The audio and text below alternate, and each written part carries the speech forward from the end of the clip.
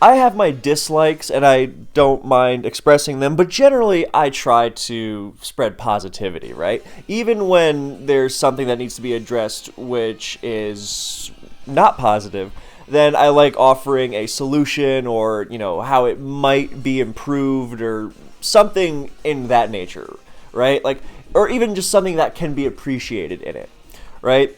However, I also don't believe in ignoring things that are bad. And sometimes just fully indulging in that bad thing can be a positive act. Just, going all the way down, digging as far as you can into those bad feelings and releasing them. Catharsis. That's what I hope someone will glean from this video, which is going to go all the way down. Especially for those who lived through this tumultuous period in Pokemon history. And if you didn't, then I hope that it's kind of like teaching bad periods of history, where you're like, oh, well, it's good that I know that happened and that this is how it happened so that I can be on the lookout for it in the future. Yeah, I bet you didn't think that this video would have a practical application to real life, but, that's what competitive Pokemon is. I still have to make that video. Why competitive Pokemon can help you, in life. Everything about competitive Pokemon is a microcosm of real life, I've found. But yeah, to stay on topic-ish, I mentioned that positivity thing because when it comes to metagames, I have generally made videos about metagames I like. Like specifically, I've made whatever the thing is called exactly, but it's like the top 10 metagames of all time. Right? Or top 10 tiers of all time, whatever. You get the idea. I'm sure you can find it with a little scrolling on the channel. And then I made a video dedicated entirely to the greatest tier of all time, DPP Ubers. Even hosted a tournament just for it.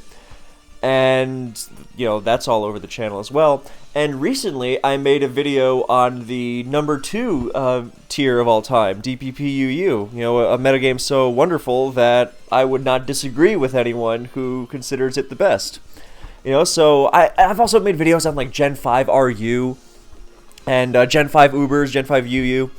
And, yeah, I generally like to talk about metagames that I enjoy. And even... Yeah, so you get the idea.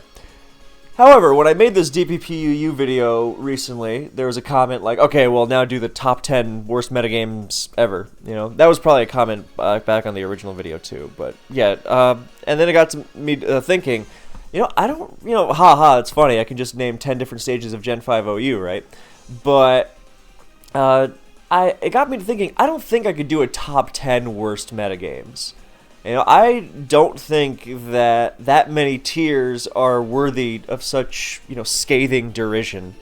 I think they don't deserve that kind of large-scale scorn. Even if they have their problems or whatever, I don't think they're so bad as to have their existence be outright malignant.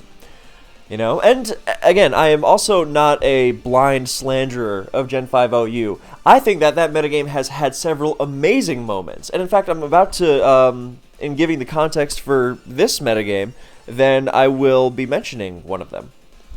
So, it has had great periods, but that just, makes the bad periods sting even more because you realize what it could be, or even what it has been. So, yeah, rather than make 10, I realized, I don't even know if I could name, like, 3 but really what it boiled down to was that I don't think I could name one single other metagame that I loathe as much as the specific period of Gen 5 OU that I'm going to go over today. Yeah, and anyone else who lived through this, I looked through that old suspect thread from what it was, and like everyone was just, dying basically in agony having to play it. And it was no exaggeration. Now, it didn't warp the... People will say stupid things like, well, how can the metagame be unbalanced if, top players win consistently? Top players win consistently and anything goes. So, I think that's a terrible, terrible argument.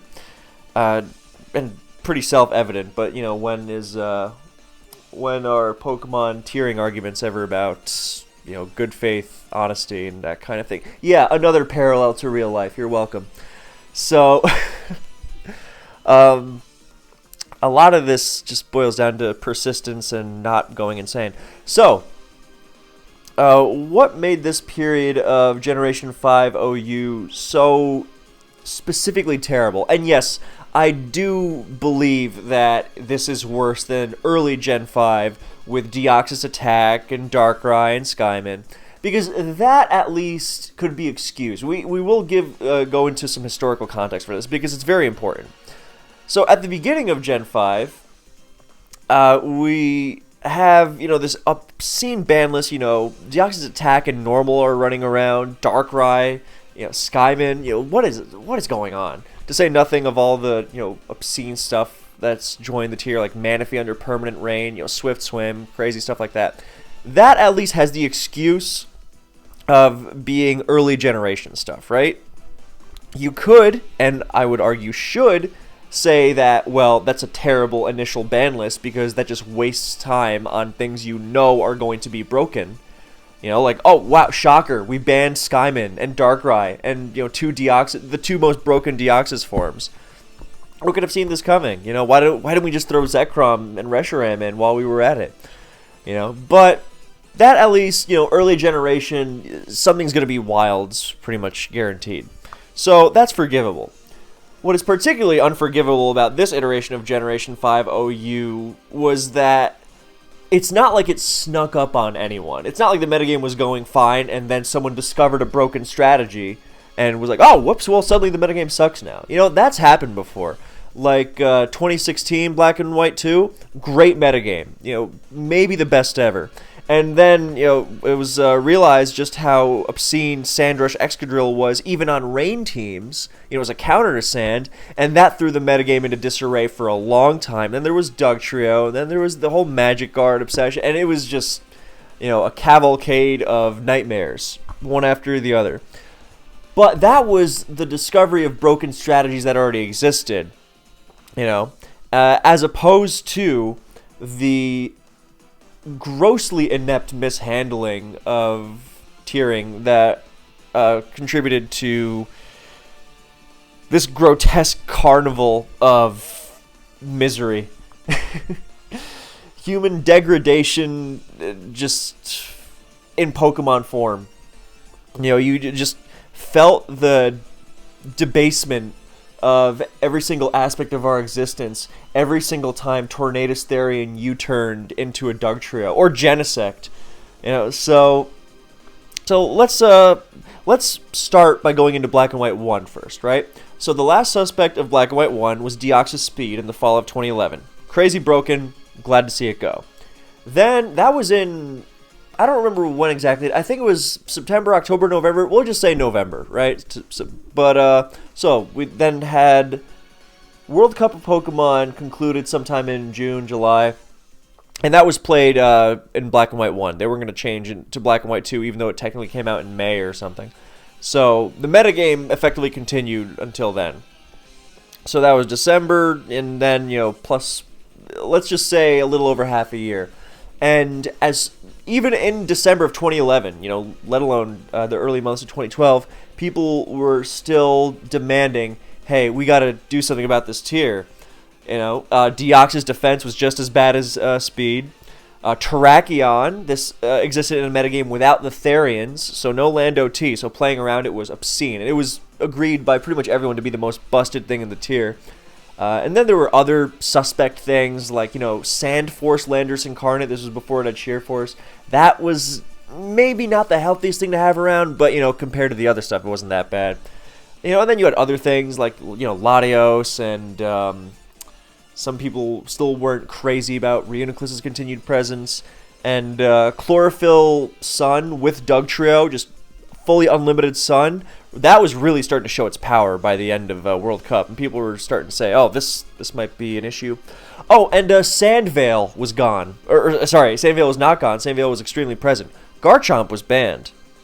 But Sandvale was still very much present in the form of Gliscor, which was being used with Sub, Swords Dance, EQ, and Acrobatics with a Flying Gem.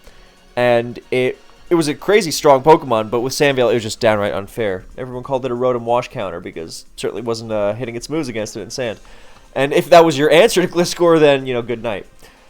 But even with all this stuff running around, then that era of Black and White 1 was a great metagame. I think pretty much everyone would agree who was around to play it. That was one of the most pleasant, that was the most successful period of Black and White 1 ever. It was, that was what, like 6, 7-ish months, maybe a little more, of relative stability. Like, yeah, you had dumb stuff, and, this was to say nothing of how Rain was nuts, but hey, I mean, there was no Keldeo, so Rain was actually not even that great sometimes. So, yeah, and no Thunderous Therian, and regular Therian had been banned. So, Rain, pretty manageable, all things considered, right? It was a pretty stable metagame. And it was more or less a pleasure to play it. Or it was a pleasure to play it. You knew it could be better, but by Black and White standards, it was paradise. So, Black and White 2 comes around. Here's what it dumps on us. It gives us the Therians. So, Thunderous Therian, Landorus Therian, Tornadus Therian. It gives Landorus Incarnate Sheer Force, which makes it stupidly strong. I mean, Okoing Ferrothorn with an Unstab Focus Blast level strong. It gives us Keldeo. It gives us Technician Breloom. And that's the most important stuff. I mean, there's also stuff like Conkeldurr getting Ice Punch and Amoonguss getting Regenerator. But that's the really big stuff. Garchomp would also get Rough Skin. So, early... how did I forget? Genesect. Yeah, that was cool. Anyway, so we get to this period where the metagame is pretty much just Rain, Torn Therian, Genesect, Dugtrio, just destroying everything in sight. And then Sun also explodes because turns out the Genesect into Dugtrio, when Genesect's only answer is Heatran, is not just good for Genesect, but also Sun. So, Venusaur, Volcarona, just obscene. So, that was going on. And one of the first tests was to get rid of Sandvale. Thank goodness. So, no more, Sandvale, Acrobatic Gliscor dodging Ice Beams, And with that, then Garchomp was unbanned. So, that was great, because Garchomp was no longer broken with just Rough Skin as its ability. With Sandvale, you betcha. With Rough Skin, no problem. Now, bringing Garchomp back was also good because it helped check things. With Rough Skin and Rocky Helmet, then, people complained about Volt Turn a lot in Black and White 1 as well. That was, one of the worst things about it, actually. People genuinely wanted tearing action of some sort. But with Chomp around, then you could, really make Scizor regret clicking U-Turn. Or Scarf Jirachi. So, you got that. But consider the following Pokemon, which are now in Ubers, which were in OU at that time. Torn Therian, Genesect, Landorus, Deoxys Defense, and, of course, Dugtrio. But that would follow a lot later, of course. Yeah, so, you would think that... Keldeo was up for a suspect twice. That was, a great failure to not ban that.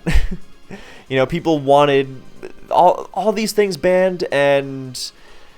Then we come to the metagame, which the replay on the screen is from now. Now, I know that this replay has Gen 6 models, so it looks like XY or Sun and Moon or Gen 8, but look at the date, October 20th, 2012. So this is indeed Black and White. The reason it's like that is because when Showdown was with the current gen of Gen 5, then the URL was just OU. And then when XY came out, then it also became, OU. And so the Gen 5 replays from when it was current gen also were OU current, so they got stuck with the XY sprites, or models rather. But then, got switched to Gen 5 for everything after XY, so that's why, pretty much every XY or Gen 5 game you've ever seen on Showdown has had the sprites, as is normal. But yeah, make no mistake, this is Gen 5 OU.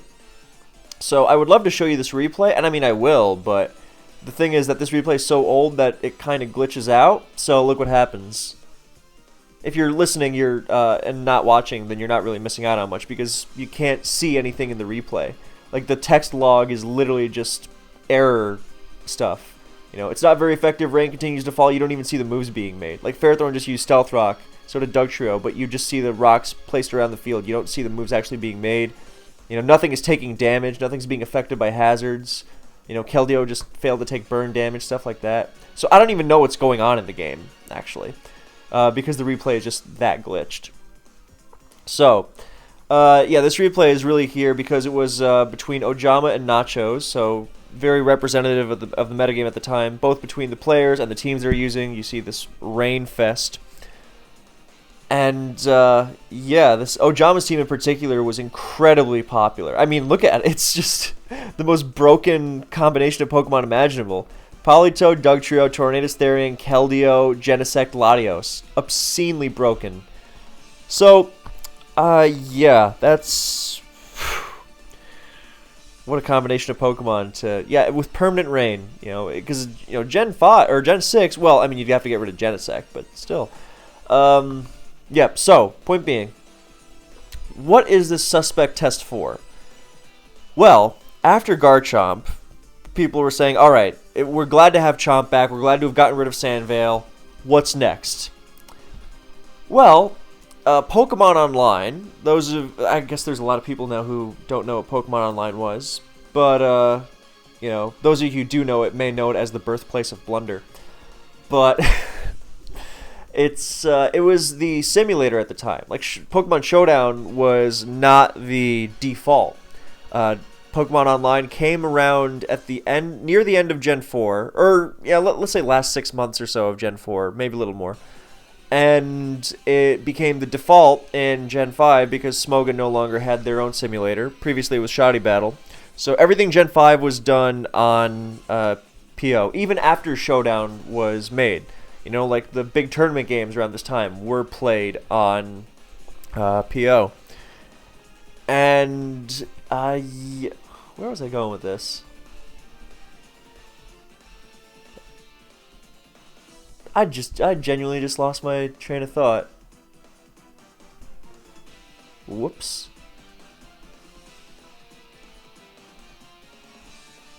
Alright, treat this as a bathroom break while I try to remember where I was going with this.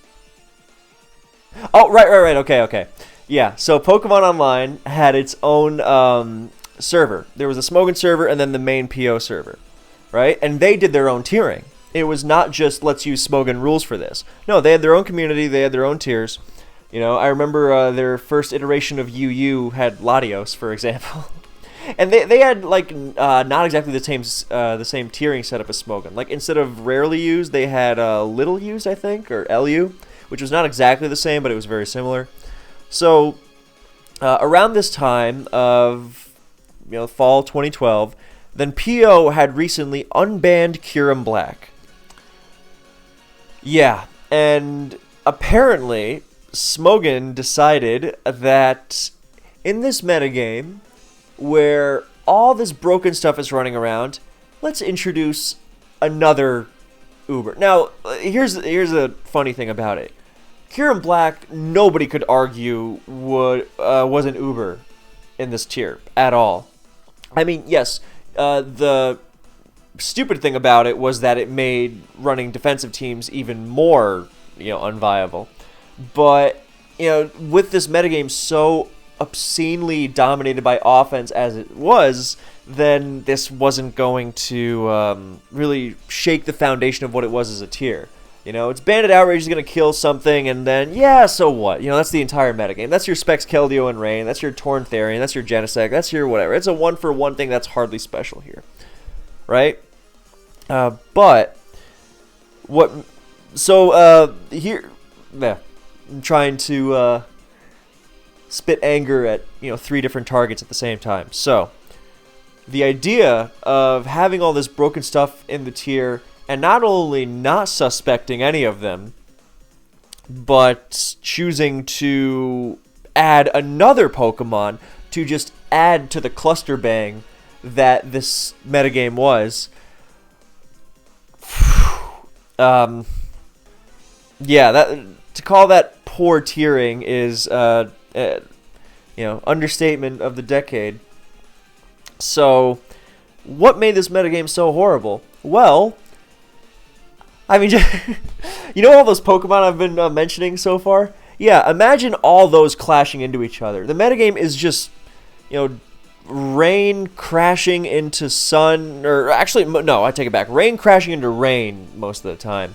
Then you got your sun, and then you've got your Deoxys Defense Hyper Offense, because yeah, that's still around, still facilitating insanely broken stuff. Deoxys Defense alongside Genesect.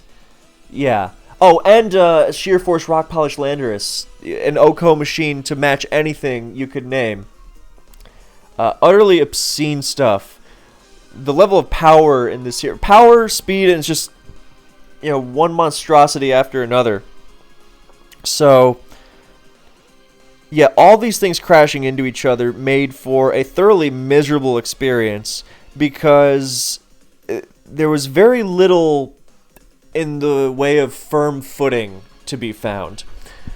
It was difficult to be consistent just by virtue of everything being so strong and there being such little response to so many of these things. I mean, Torn Therian and Genesect alone. And how diverse these things are in their attack. Like, facing a Tornadus Therian, Genesect, Dugtrio, Rain team is very different from facing a Deoxys Defense Hyper Offense team. And Sand teams, to their credit, they still were there. They trucked along. There was some very cool anti-metagame stuff. But, they were also suffering from gets destroyed by Landorus syndrome. Or is on an immediate timer against the insanely broken Genesect syndrome. Or, good God, I hope I maintain Sand, or Keldeo is going to 2-hit KO my max special defense grass type with Hydro Pump in Rain. It was horrifying. Horrifying stuff all around. Tornadus Therian, so, very firm footing. And what I think added to the feeling of this metagame is appalling was the fact that it shouldn't even exist. Again, this was not, it didn't just come out of nowhere. It felt very deliberately like, the people in charge were somehow so out of touch that they were like, yeah, take this piece of garbage and, that's what you're getting here. As opposed to actually dealing with the problems, they're just like, yeah, take this thing that's not going to really change anything, but it actually will just make things worse, and will make for a longer period of the tier festering in its own, rotting pile of fast-paced, hard-hitting corpses stacked on top of each other. Yeah, sorry for the graphic imagery, but this was just horrifying. So it felt like this was very deliberate. It wasn't like, oh, guys, let's fix this terrible metagame together. It's like, no, this was handed down from on high, and it felt like, this test on Kyurem-Black. This was very valuable time. Like, there were big tournaments going. Smogon Tour playoffs were going on while this farce was taking place, and he was like, yeah, these are our official tournaments. This horrifying metagame, and not a thing being done to help it, to push it in the right direction, because it's incompetence by the people in charge, shocker, all that stuff, but just the sheer disregard for the metagame, for process over the metagame, because it was, PO did it, so now we have to too, as if, it would be less legitimate for Smogon, or, it would somehow make them less credible if they didn't, unban Kyurem-Black. Look, if you want to unban Kyurem-Black, I am all for it, as long as there's nothing else ruining the metagame. It's not like Kyurem-Black, even with the Garchomp thing. It's not even like Garchomp, because Garchomp actually contributed something positive. It helped slow down Volturn while not being broken. Kyurem-Black, didn't check anything. I guess it was kind of helpful against Sun. We were not in a shortage of ways of dealing with Sun. This was the Tornadus Therian era, for God's sake. So, yeah, so the overall feeling of, hopelessness might be a strong word, but it was just this black cloud hanging over the tier, thinking, yeah, this is the metagame, and the people in charge are not going to do anything or they feel like we can just take our time and in fixing this thing, or not fixing it, because they don't even think there's a problem. Or if they do, and before you think I'm just talking, out of my ass and just making up things to slander, I have gathered 2 posts from this time period. So, here, I quote, for those who are listening, have no fear, I will quote directly from this OU forum. This is Pocket, who I have no ill will towards Pocket, by the way, or Alderon or any of these people. They're fine guys. Just strongly disagreed with the way that the OU mod team and the council members were I guess, drowning out the voice of the people with this. Well, you'll hear exactly. So I quote. Kyurem B is being tested right now because PO has tested Kyurem B in their OU. As the most competitive online Pokemon community, we had to test Kyurem B too, lest we leave Kyurem B's designation to Theorymon. Yeah, that's the most important part. Yeah. So, just in case you think that was conjecture on my part, absolutely not. Yeah, which is horrifying, yeah, well, P.O. also had Latios in UU, so I guess we should have followed their lead on that one, too. Don't worry, P.O. was, that was just a usage thing. Latios didn't last in UU, as far as I know. And, yeah, so that whole following P.O. thing, just because, rather than... Yeah, and then from Alderon, here's this whole telling people to relax because they hate the metagame. Telling the people who play the metagame and hate it to relax, that's always... good to hear from an authority figure. And they're positive to doing banned suspects first, just as they're positive to doing unbanned suspects first. Here's a bunch of sanctimonious stop bitching, stop moaning, stop whining. Lots of cool grandstanding stuff. Yeah. Starting to warm to the idea of Genesect, Deoxys D, Drizzle, and possibly Drought as suspects. That's something any player of the tier could have told you within 2 seconds of Black and White 2 existing. I'm glad it took the people in charge until nearly November to start to consider that. Yeah. If you hate this metagame so much, you are welcome to stop playing it, but kindly shut the hell up about it. Yeah, there has long been a history of the... I don't think it's much the case nowadays. I think the last several years, I think, have been a major step forward in this direction. But there used to be such virulent hatred for Smogon Authority. Not in the sense of, Smogon bans all the fun things. If anything, it was the other way around. Because top players felt like their voices were ignored by people who didn't play the game and didn't care. And stuff like this was an example. It's like, I guess if I want to play OU in tournaments, I just don't, or I accept that it's bad because people in charge don't. Well, I'm really going in circles, of course. Yeah, well, there was something else in here I wanted to... here is a fact. The metagame is balanced. I thought this was really, really special to see. Here's a fact. The metagame is balanced. That's really funny stuff. Considering that everyone who played the metagame did not think so, of course. Here was the really special part. Whether or not you like it, balanced. Yeah, a bunch of, 4 or 5 Ubers running around, and the metagame is balanced. I mean, this is just levels of, people are winning consistently, so, why ban anything at that point? People said the same thing about Oris Ubers with Mega Rayquaza. So, here's the really special part. If we wanted to, and I'm quoting here, if we wanted to, we could stop suspect tests here and say we have a balanced metagame. Wow. So basically saying to the player base, be grateful that you're even getting this at all.